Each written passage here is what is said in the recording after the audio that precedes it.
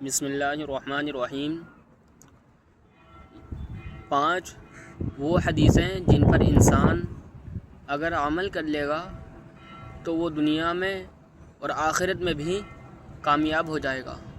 وہ کون سی 5 حدیثیں ہیں جن پر انسان عمل کرنے سے دنیا میں بھی اور آخرت میں بھی کامیاب ہو جائے گا؟ نمبر 1، الوالد اوسط ابواب الجنہ، باپ جنت کے دروازوں میں سب کے بیچ کا دروازہ ہے۔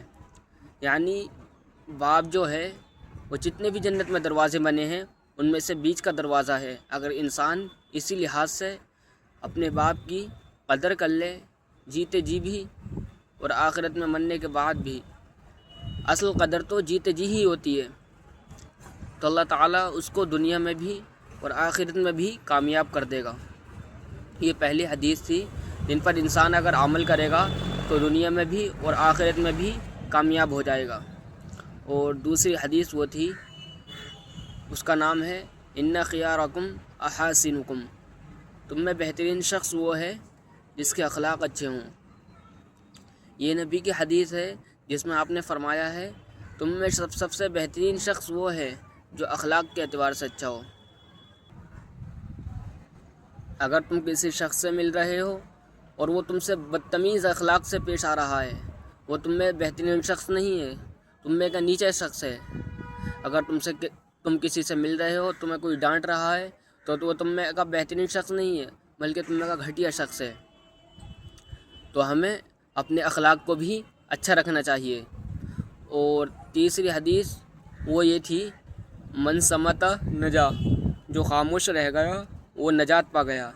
یعنی خاموش رہنے میں اتنی بھلائی ہے، اگر انسان خاموشی اختیار کر لے تو وہ نجات پا جائے گا۔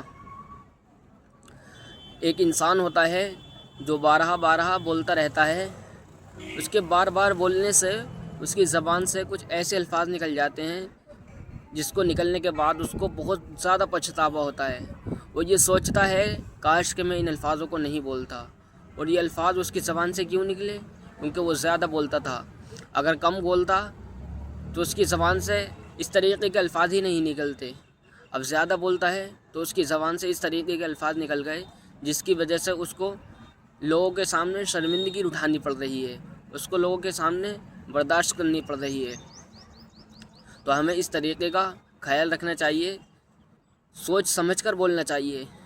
اور چوتھی حدیث وہ یہ تھی، سباب المؤمن فسوق وقتالہ، مومن کو گالی دینا گناہ ہے اور اس سے جنگ کرنا کفر ہے۔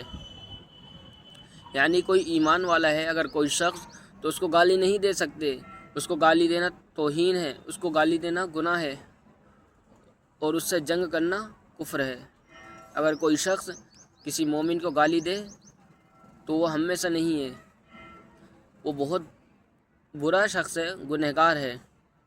اس لیے ہم کو مومن کو گالی دینے سے باز رہنا چاہیے، مومن کا احترام و عزت کرنی چاہیے، کیونکہ وہ پکا سچا مسلمان ہوتا ہے۔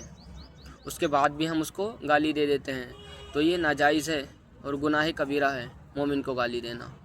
اور 5ویں حدیث وہ یہ تھی، المسلم اخو المسلم، مسلمان کا بھائی ہے۔ یعنی جس طریقے سے مسلمان جو ایک اپنے سگے بھائی کی طرح سلوک کرے، وہ دوسرا بھی جو مسلمان بھائی ہے، مسلمان ہونے کے اعتبار سے اس کا بھائی ہے، اسی طریقے سے اس کے ساتھ حسن سلوک کرے۔ اگر کوئی شخص ایسا نہیں کرتا ہے تو وہ پکا مسلمان نہیں ہے، بلکہ مسلمان ہونے کے لیے شرط تو یہ ہے کہ جس طریقے سے وہ اپنے ساتھ سلوک کرتا ہے وہ دوسرے مسلمان بھائی کے ساتھ بھی سلوک کرے، کیونکہ حدیث میں آیا ہے مسلمان کا بھائی ہے۔